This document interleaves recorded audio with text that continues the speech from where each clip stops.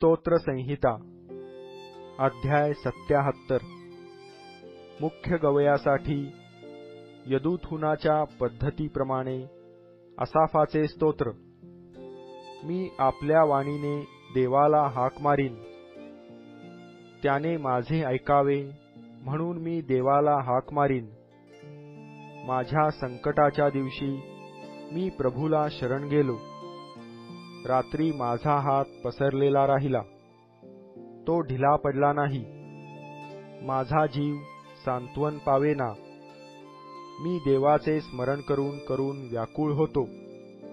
मी ध्यान करू इच्छितो, पण माझा जीव मूर्छित होतो।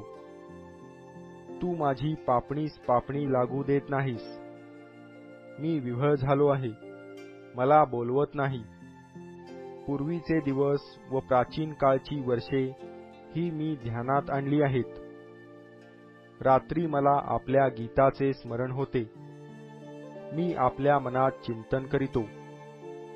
माझा जीव विचारात पडला आहे की प्रभू सर्व काळ आमचा त्याग करील काय? तो पुन्हा कधीच प्रसन्न होणार नाही काय? त्याची दया कायमची नाहीशी झाली काय? त्याचे अभिवचन पिढ्यानपिढ्या निष्फळ राहणार काय? देव कृपा करावयाचे विसरला काय? त्याने क्रोधामुळे आपला कळवळा आवरून धरिला काय? परात्पराचे सामर्थ्य खालावले आहे असे वाटून मला दुःख झाले। मी परमेशाची महत्कृत्ये वर्णीन। खरोखर मी तुझ्या पुरातन काळच्या अद्भुत कृत्यांचे स्मरण करीन। मी तुझ्या सर्व कृत्यांचे मननही करीन आणि तुझ्या महत्कृत्यांचा विचार करीन। हे देवा, तुझा मार्ग पवित्र आहे। देवासारखा थोर देव कोण आहे? अद्भुत कृत्ये करणारा तूच देव आहेस।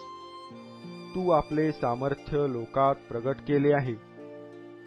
याकोब व योसेफ यांची संतती म्हणजे तुझे लोक, ह्यांना तू आपल्या भुजाने मुक्त केले आहे।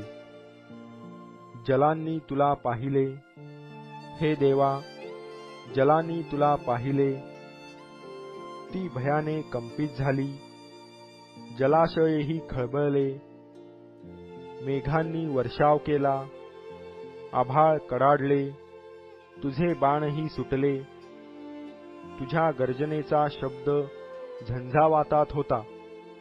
विजांचा पृथ्वीवर लखलखाट झाला। भूमी कंपित होऊन डळमळली। समुद्रात तुझा मार्ग व महासागरात तुझ्या वाटा होत्या। तुझी पावले दिसली नाहीत। मोशे व अहरोन ह्यांच्या हस्ते तू आपले लोक कळपांप्रमाणे नेले।